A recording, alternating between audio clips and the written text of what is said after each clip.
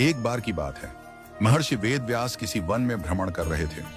तभी अचानक उनकी दृष्टि एक छोटे से कीड़े पर पड़ी जो बड़ी तेजी से रेंगते हुए एक दिशा में जा रहा था। वे रुककर उस कीड़े से बोले, हे क्षुद्र जंतु, तुम इतनी शीघ्रता से कहां जा रहे हो? महर्षि का यह प्रश्न सुनकर कीड़ा पल भर के लिए रुक गया। वह थका हुआ था, किंतु उसके नेत्रों में आत्मबल की चिंगारी थी। उसने महर्षि की ओर देखकर कहा, हे महर्षि, आप ब्रह्मज्ञानी हैं, वेदों के रचयिता हैं, फिर भी यह कैसे कह दिया कि मैं क्षुद्र हूं और आप महान? क्या यह मापदंड शरीर का है, रूप का है या ज्ञान का? क्या कोई निश्चित परिभाषा है जो बता सके कि कौन बड़ा है और कौन छोटा? कीड़े के इन वचनों ने महर्षि को क्षण भर के लिए स्तब्ध कर दिया। इतने छोटे से जीव की यह गूढ़ दृष्टि, यह तो असामान्य थी। फिर भी वे बोले, अच्छा, यह तो बताओ कि तुम इतनी तेजी से क्यों भाग रहे हो? कीड़ा बोला, हे मुनिवर, मैं अपनी प्राण रक्षा के लिए भाग रहा हूं। देखिए ना, पीछे से एक भारी बैलगाड़ी आ रही है। महर्षि ने मुस्कुराते हुए कहा, लेकिन तुम तो एक कीट योनि में हो। अगर मृत्यु हो भी जाए तो संभव है कि तुम्हें अगली योनि में कोई श्रेष्ठ शरीर प्राप्त हो। क्यों डरते हो? कीड़ा गंभीर होकर बोला, हे तपस्वी, आप सही कहते हैं कि मृत्यु के बाद योनि बदल सकती है, किंतु मैं इस योनि में, इस शरीर में जो कर्तव्य है उसे निभा रहा हूं।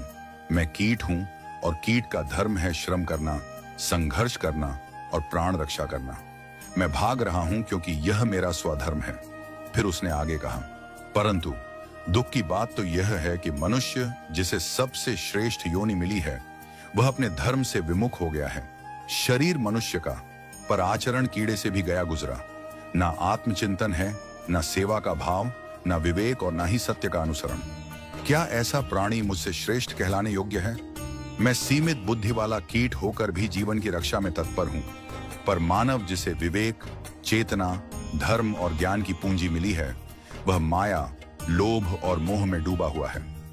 महर्षि वेदव्यास की आंखें जैसे खुल गईं। वह बोले, हे छोटे जीव, तुमने तो वह बोध मुझे दिया है जो शास्त्रों के पठन पाठन से भी नहीं मिल पाता।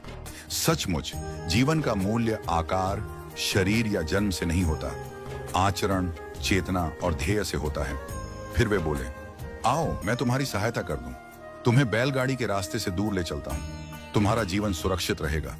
परंतु कीड़े ने बड़ी नम्रता से उत्तर दिया, मुनिवर, आपकी करुणा प्रशंसनीय है, परंतु श्रम रहित पराश्रित जीवन विकास के द्वार बंद कर देता है। यदि मैं हर बार संकट से बचने के लिए दूसरों पर निर्भर हो जाऊं, तो मेरा आत्मबल क्षीण हो जाएगा। संघर्ष ही जीवन है। महर्षि वेदव्यास अब नतमस्तक थे।